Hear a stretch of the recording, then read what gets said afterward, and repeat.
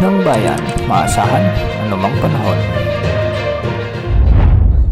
Magandang araw po sa ating lahat. Narito na ang pinakahuling update sa binabantayan nating mabilis na lumalakas na bagyong Nando ngayong araw ng Sabado, September 20, 2025. Mabilis na lumakas ang bagyong Nando at ngayon ay isa ng typhoon category. Taglay na nito ngayon ang lakas ng hangin na umaabot sa 120 km per hour malapit sa gitna at pagbugsong umaabot sa 150 km per hour. Huli itong namataan sa layong 775 km silangan ng Kasiguran sa may Aurora. Kumikilos ito ngayon ng pakanluran, hilagang kanluran sa bilis na 10 km per hour. Kung mapapansin natin ay napakalawak na ng kaulapan ng bagyong ito at unti-unti na ring nabubuo ang kanyang mata. At may lawak ito na 500 km o diametrong 500 km mula sa gitna.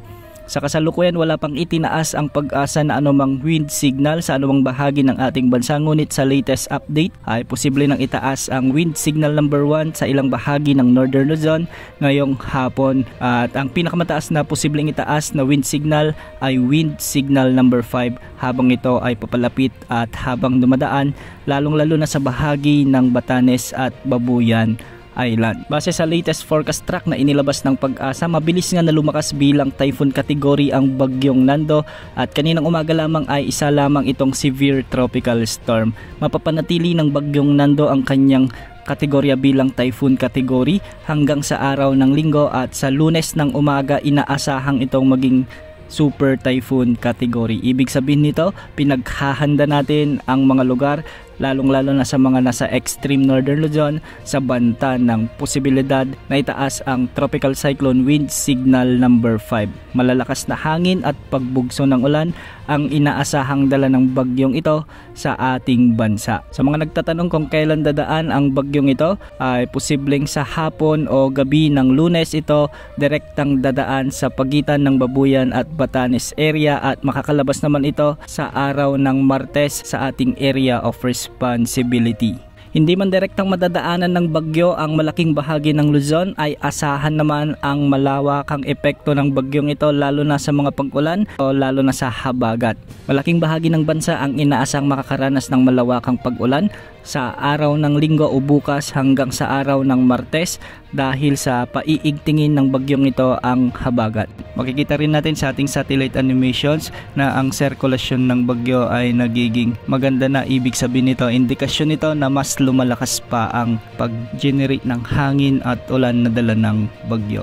Ngayong araw, dahil nga sa trough ng severe tropical storm Nando, asahan ang maulap na kalangitan na may mga kalat-kalat na pagulan at thunderstorms sa Bicol Region, Cagayan Valley, Eastern Visayas, Aurora at Quezon Province. Kaya pinag-iingat natin ang ating mga kababayan sa mga nabanggit na lugar dahil ngayong araw ay nararamdaman na ang extension ng bagyong Nando.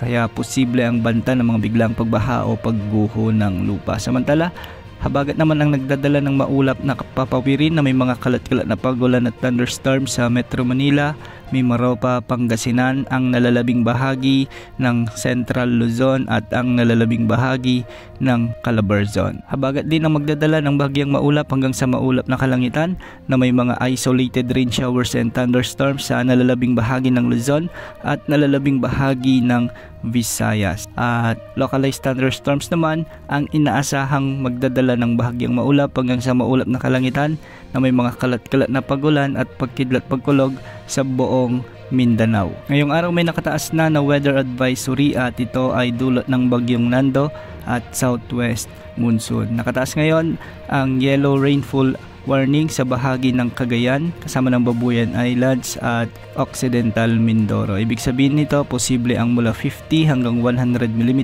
na pag-ulan. Tabayanan ng mga susunod na updates ukol sa bagyong Nando at sa magiging lagay ng panahon sa mga susunod na oras. Yan muna ang latest sa lagay ng panahon. Ito po ang weather update ng bayan, maasahan anumang panahon.